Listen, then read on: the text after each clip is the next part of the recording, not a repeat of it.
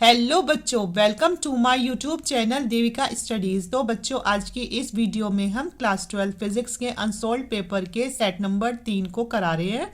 तो आज की इस वीडियो में हम आपके लिए क्वेश्चन नंबर 5 के 1, 2, 3 मतलब कि जो ये अथवा करके पूछा गया है और ये 4। तो आज की वीडियो में हम ये 4 क्वेश्चन को कराने वाले हैं। तो आइए अपनी वीडियो को स्टार्ट करते हैं।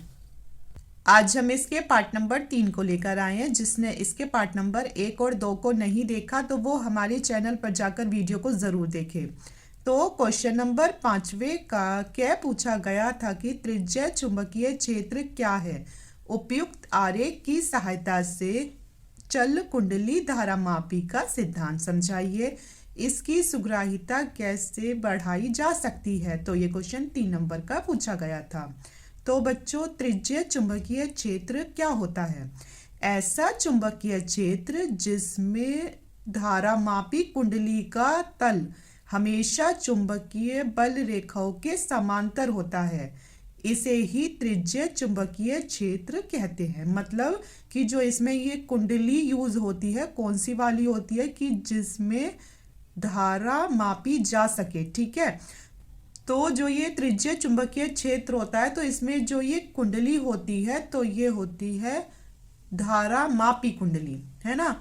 तो इसका जो तल होता है तो ये हमेशा चुंबकीय बल रेखाओं के समांतर ही होता है, तो इसे ही त्रिज्यीय चुंबकीय क्षेत्र कहते हैं। अब अगला क्वेश्चन पूछा गया था, उपयुक्त आरेख की सहायता से चल कुंडली धारामापी का आपको सिद्धांत समझाना है और दूसरी ये चीज समझानी है कि इसकी सुग्राहिता कैसे बढ़ाई जा सकती है। तो अब सबसे पहले हम देखते हैं चल कुंडली धारामापी को। तो ये जो चित्र आपको दिख रहा है तो ये ही चल कुंडली धारामापी का चित्र है। तो इसमें क्या होता है, इसमें बीच में एक कुंडली रख दी जाती है जो किसकी बनी होती है। तो जो इस कुंडली में ये दिख रहा है आपको, तो ये कुंडली होती है नरम लोहे की पतली क्रोड से बनी हुई, और इस कुंडली के दोनों ओर होते हैं चुंबकीय क्षेत्र। मतलब इसके दोनों ओर हम रख देते हैं किसे, चुंबक को, जिसका एक का होता है एन ध्रुव और दूसरे का होता है एस ध्रुव। और इस कुंडली के जब इधर क्या है, चुंबक हैं, तो ये क्या होगा, तो इसके इधर लगेगा एक समान चुंबकीय क्षेत्र। तो ये कैसी कुंडली है, तो ये ऐसी कुंडली है जिसमें धारा नापी जाती है। ठीक है, तो इसमें धारा नापने के लिए एक स्केल लगा होता है जिसे कहते हैं हिंदी में पैमाना। तो उसके लिए इधर एक क्या लगा रहता है, तो ये एक लगा रहता है इसमें संकेतक, जिससे ये पता चलता है कि इतनी धारा गई है, इतनी गई है, ऐसे करके। ठीक है, तो ये था इसका चित्र। इतना हार्ड नहीं है, आसान ही है। तो एक बार इसकी हम रचना को और देख लेते हैं कि इसमें तांबे के तारों से लिपटी हुई एक कुंडली होती है तथा यह कुंडली दो शक्तिशाली चुंबकों के बीच में रखी होती है जिसके N व S क्या है, तो जिसके N व S ध्रुव हैं। इस कुंडली में एक संकेतक लगाया जाता है तथा एक पैमाने की सहायता से धारा का मापन किया जाता है। ठीक है, अब हम लिखेंगे इसके क्या सिद्धांत को। तो इसका सिद्धांत है कि नरम लोहे की क्रोड को चुंबक के ध्रुवों के बीच रखकर जब परिपथ में धारा प्रवाहित करते हैं तो क्रोड के चारों ओर चुंबकीय क्षेत्र उत्पन्न हो जाता है तथा कुंडली पर एक बल युग्म का आघूर्ण कार्य करता है जो कुंडली को घुमाकर क्षेत्र के लंबवत करने का प्रयास करता है। अब लिखेंगे इसकी कार्यविधि। तो इसकी कार्यविधि में आप लिखोगे कि जब कुंडली में कोई धारा प्रवाहित की जाती है तो कुंडली पर एक बल युग्म आघूर्ण यानी टाउ बराबर NIAB साइन थीटा कार्य करता है। ठीक है, तो इसमें क्या होता है, बल युग्म आघूर्ण कौन सा है, टाउ बराबर NIAB साइन थीटा। और अभी आपको इसमें ये बताया है कि जब कुंडली पर एक बल युग्म का आघूर्ण कार्य करता है जो कुंडली को घुमाकर, तो ये अब क्या काम करेगा, तो ये इस कुंडली को घुमा देगा जिससे क्षेत्र के लंबवत, मतलब उसे इस चुंबकीय क्षेत्र के लंबवत यानी थीटा बराबर 90 डिग्री करने का प्रयास करता है।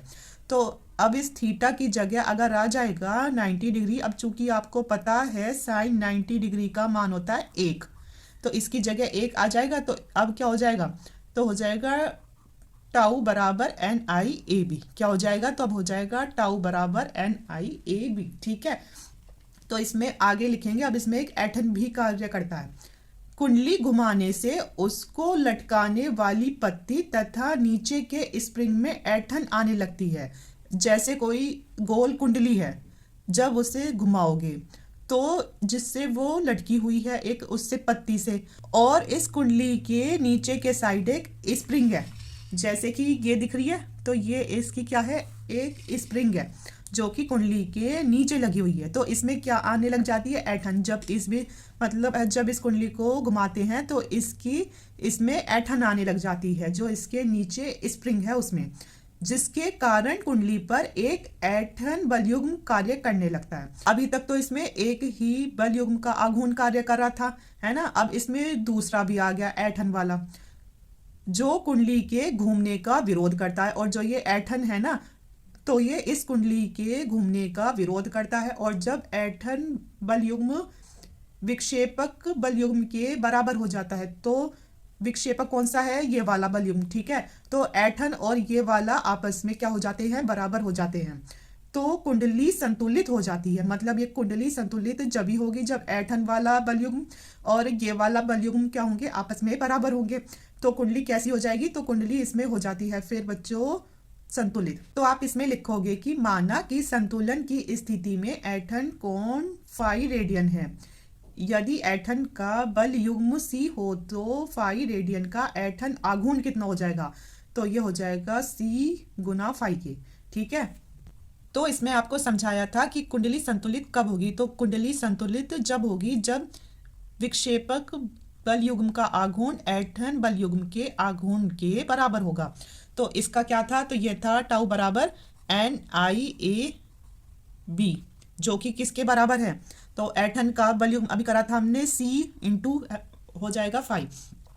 तो इसमें हमें आई का मान निकालना है धारा का, तो ये सारा इसके नीचे चला जाएगा, तो हो जाएगा C5 बटे एन ए बी के। ठीक है, तो आई बराबर क्या होगा, आई बराबर होगा C बटे एन ए बी, और इधर आ जाएगा 5। तो ये क्यों आया, चूंकि के बराबर होगा C बटे एन ए बी, और के क्या है, के है एक नियतांक, तो फिर ये एक नियतांक है। ठीक है, तो इसीलिए आई बराबर क्या हो जाएगा, आई बराबर के इंटू 5 के भी हो सकता है और ये भी हो जाएगा। ठीक है, तो आगे क्वेश्चन पूछा गया था धारा सुग्राहिता को कैसे बढ़ाया जाता है।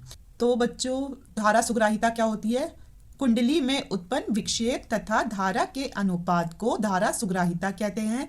इसे एस आई से दर्शाते हैं, मतलब एस आई बराबर 5 बटे आई के, क्योंकि ये इन दोनों के अनुपात को कहते हैं। तो ये है इसका सूत्र, किसका, तो ये सूत्र है बच्चों धारा सुग्राहिता का। अब चूंकि आपको पता है, आपने अभी निकाला है कि आई बराबर किसके है, आई बराबर इसके है, तो आ जाएगा सी बटे एन ए बी, और इधर क्या था 5, तो इस आई की जगह इसका मान रख देंगे, तो हो जाएगा 5 बटे सी एन ए बी, और साथ में क्या है 5, 5 से 5 कैंसिल हो गया, तो क्या बचा, तो एस आई का मान क्या हो जाएगा, अब ये ऊपर चला जाएगा, उल्टा हो जाएगा, मतलब तो हो जाएगा एन ए बी बटे सी के। ठीक है, तो ये है धारा सुग्राहिता का सूत्र। तो अब इसमें पूछा है कि अगर आपको धारा सुग्राहिता को कैसे बढ़ाया जा सकता है, तो अगर आप एन ए और बी के मान को बढ़ा देते हो और जो ये सी है इसके मान को कम कर देते हो, तो जो इसकी धारा सुग्राहिता है ये भी इसमें बढ़ जाएगी। ऐसा क्यों है, क्योंकि ये आमने सामने है, तो जैसे ही इन्हें बढ़ाया जाएगा तो ये खुद ब खुद बढ़ जाएगी। तो इसमें आप लिखोगे एन ए बी का मान बढ़ाकर तथा सी का मान घटाकर धारामापी की धारा सुग्राहिता को बढ़ाया जा सकता है। अगला क्वेश्चन पूछा गया था कि प्रत्यावर्ती धारा का शिखर मान 14.14 एम्पियर एवं आवृत्ति 50 हर्ट्ज है, तो इसके दो चक्रों को धारा समय ग्राफ में दर्शाइए। धारा का वर्ग माध्य मूल मान क्या होगा, इसके शून्य से शिखर मान प्राप्त करने में कितना समय लगेगा। तो ये जो न्यूमेरिकल है ये भी 3 नंबर का पूछा गया था। तो इसमें आपको दे रखा है सबसे पहले क्या, इसमें दे रखा है आई नोट का मान जो कि कितना है 14.14 एम्पियर। और दूसरा इसमें दे रखी है आपको एफ का मान, यानी इसमें दे रखी है आवृत्ति जो कि है 50 हर्ट्ज दे रखी है।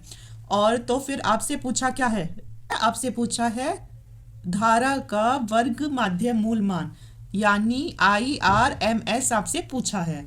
तो इसका सूत्र होता है IRMS बराबर आई नोट बटे √2 के। तो ये सूत्र आपको पता होना चाहिए, इस पर न्यूमेरिकल्स पूछे जाते हैं, ठीक है, और वो भी कितने नंबर के, 3 नंबर वाले। तो IRMS बराबर होगा आई नोट बटे √2 के।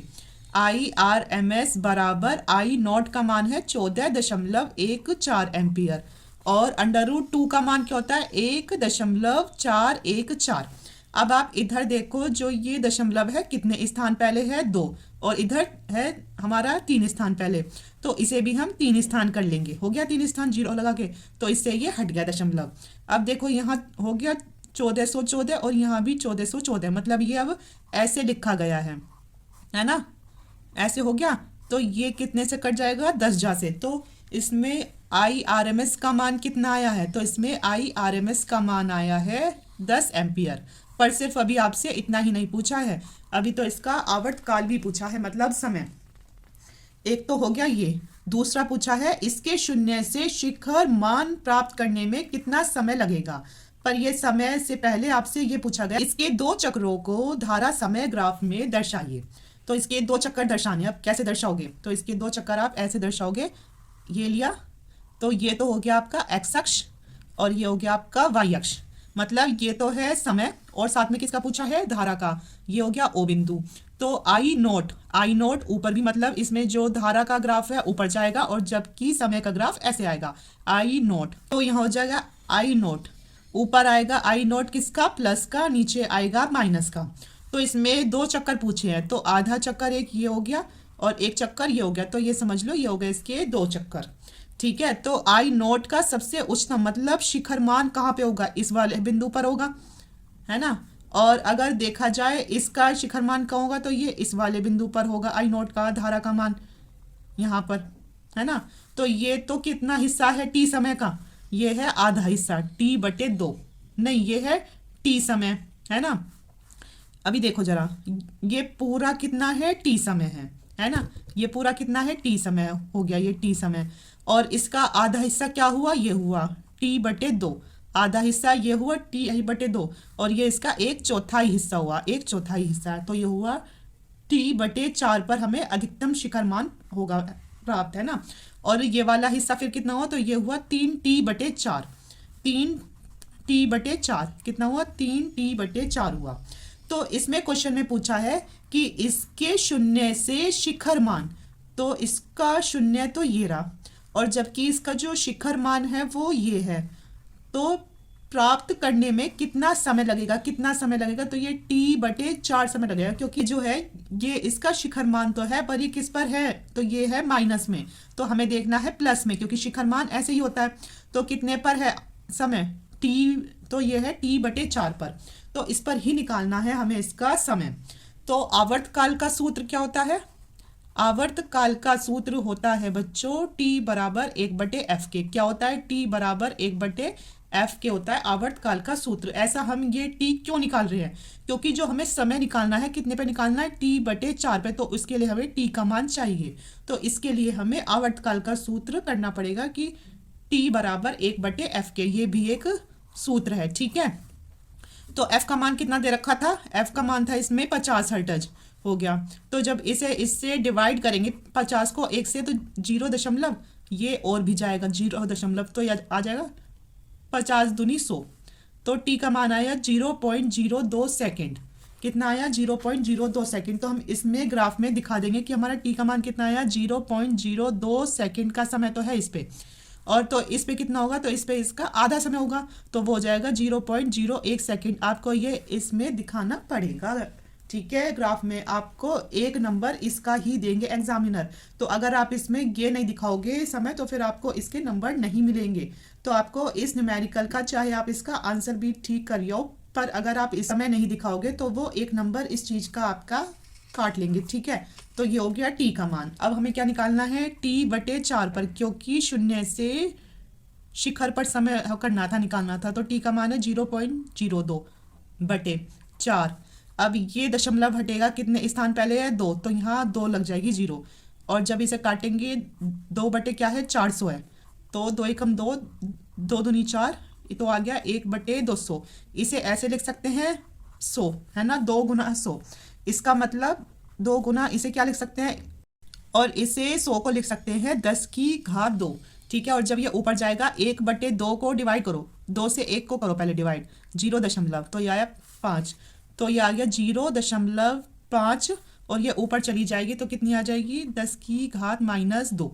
अब ये एक स्थान आगे कुदा दो इधर दशमलव को, तो यहाँ मतलब हम एक स्थान आगे कुदाया है, तो इसका मतलब माइनस का 1 और कुदा दिया, तो हो गया 5 गुना 10 की घात माइनस का 1 माइनस का 2 माइनस का 3 सेकंड। क्या तो इसका आंसर ये करिए आना, ये भी ठीक है। और अगर ऐसे ना करके आओ तो इसका आंसर अगर इसी उसमें करना है तो जैसे जैसे इसका आंसर 0.5 गुना 10 की घात -2 था, तो और 2 स्थान इसे पीछे कुदा दो, है ना, तो कितना आ जाएगा 0.005 सेकेंड। इसका आंसर ये भी हो सकता है, और वैसे एग्जैक्ट तो ये ही करियाना, ठीक है। अब अथवा करके आपसे एक और न्यूमेरिकल पूछा गया है, तो या तो आपको उस वाले न्यूमेरिकल को करना था या फिर इसको करना था, पर आपको तो ये दोनों ही न्यूमेरिकल अच्छे से तैयार करने हैं, क्या पता कौन सा आपके सेट में आ जाए। तो क्वेश्चन पूछा गया था, एक समतल विद्युत चुंबकीय तरंग के वैद्युत क्षेत्र सदिश का आयाम, तो इसमें ई नॉट का मान दे रखा था और इसमें वी का मान दे रखा था, और आपसे ये 3 क्वेश्चन इसमें पूछे गए थे। तो इसमें क्या क्या दिया है, ई नॉट का मान है 150 न्यूटन प्रति कूलम, दूसरा वी का मान है इसमें 50 मेगा हर्ट्ज। अब इसे हटाना है मेगा को, तो फिर मेगा को हटाओ तो इसका मतलब 10 की घात 6 को लाओ, ठीक है, मेगा हटाओ 10 की घात 6 लाओ, तो ये आ गया हर्ट्ज इतना। और इसमें ना, इसमें सी का भी यूज होता है जो कि प्रकाश का वेग होता है, तो इसका मान होता है 3 गुना 10 की घात 8, ठीक है, याद रखना। तो इसमें आपसे सबसे पहले क्या पूछा है, इसमें सबसे पहले पूछा है चुंबकीय क्षेत्र का आयाम, मतलब बी नॉट का मान, तो इसका सूत्र होता है बी नॉट बराबर ई नॉट अपॉन सी के। क्या सूत्र होता है, तो ये सूत्र होता है बी नॉट बराबर ई नॉट अपॉन सी के। और इसमें जितने भी सूत्र आपके इन न्यूमेरिकल में यूज हो रहे हैं तो ये ऐसे ही रिपीट होते हैं, तो इन सूत्रों को भी अच्छे से तैयार कर लीजिए, क्योंकि इनकी जो है मतलब इनकी संख्या चेंज करके आपसे पूछा जा सकता है। तो इसमें ई नॉट का मान कितना है 150, और सी का मान 3 गुना 10 की घात 8, 3 से 150 को काट दो तो ये आ गया 50, तो ये 50 गुना 10 की घात 8 ऊपर जाएगा तो हो जाएगा 10 की घात -8, और जब ये क्या है 10 की घात -8 है, मतलब ये समझो दशमलव यहाँ है, तो एक स्थान आगे ले जाओ दशमलव को, तो जब आगे ले जाएंगे तो मतलब एक स्थान प्लस का 1 कूदे हम, यहाँ था 50, यहाँ अगर इसे इधर ले गए हैं तो इसका मतलब 10 की घात प्लस का 1, और यहाँ है माइनस का 8, 8 में से 1 गया तो आया 10 की घात -7, तो हो जाएगा 5 गुना 10 की घात -7 टेस्ला आंसर। तो ये है इसका चुंबकीय क्षेत्र का मान। आ गया एक का मान। अब दूसरा पूछा है आपसे कोणीय आवृत्ति यानी ओमेगा का मान। कोणीय आवृत्ति का सूत्र होता है 2πv, क्या होगा 2πv, तो ये क्या होगा 2πv, ओमेगा बराबर 2πv होता है। 2 ऐसी है, पाई का मान रखो 3.14 गुना, और v का मान कितना दे रखा है 50 गुना 10 की घात 6। अब क्या काम करो, इसकी कैलकुलेशन को आसान करने के लिए आपको यहाँ दिख रहा है 50 और यहाँ दिख रहा है 2, तो इनकी आपस में गुना कर दो, तो फिर 50 दूनी होता है 100 गुना 3.14 गुना 10 की घात 6 ओमेगा बराबर। और हम 100 को क्या लिख सकते हैं, इसे हम 10 की घात 2 लिख सकते हैं 100 को, ठीक है। और ये जो मैं काट रही हूँ ये सिर्फ आपके रफ काम के लिए, आप एग्जाम में ऐसे मत लिख कर आना। और अगर आपको एग्जाम में रफ काम करना है तो साइड में ए स्केल से लाइन खींच लेना और उधर कर देना, ठीक है। तो जब यहाँ आ गई 10 की घात 2 येरी और है 6 येरी, तो कितनी हो जाएगी 8, तो हो जाएगा 3.14 गुना 10 की घात 8। क्या होता है इसका मात्रक? तो इसका मात्रक होता है रेडियन प्रति सेकंड। क्या होगा? इसका मात्रक होता है रेडियन प्रति सेकंड। तो ये हो गया ओमेगा का मान। ओमेगा थोड़ा ऐसे बनता है, ठीक है। तो ये है इसका आंसर। अब आपसे तीसरा क्वेश्चन पूछा गया था, ओहो, तरंग धैर्य। तीसरा था इसमें तरंग धैर्य। तो इस लैम्डा बराबर सी बटे वी के होता है। ये भी सूत्र आपको पता होना चाहिए। तो लैम्डा बराबर सी का मान होता है 3 गुना 10 की घात 8 बटे, और वी का मान 50 गुना 10 की घात 6। अब इससे तो ये कैंसिल नहीं हो सकता, तो इसे कैसे कर सकते हैं हम कि ताकि ये जो 50 है ये आसानी से कट जाए। तो अगर हम ऊपर 100 कर ले तो ये आसानी से कट जाएगा। तो 3 गुना इसे कर लेंगे 100 का मतलब इसमें से हमने 10 की घात 2 को निकाल लिया।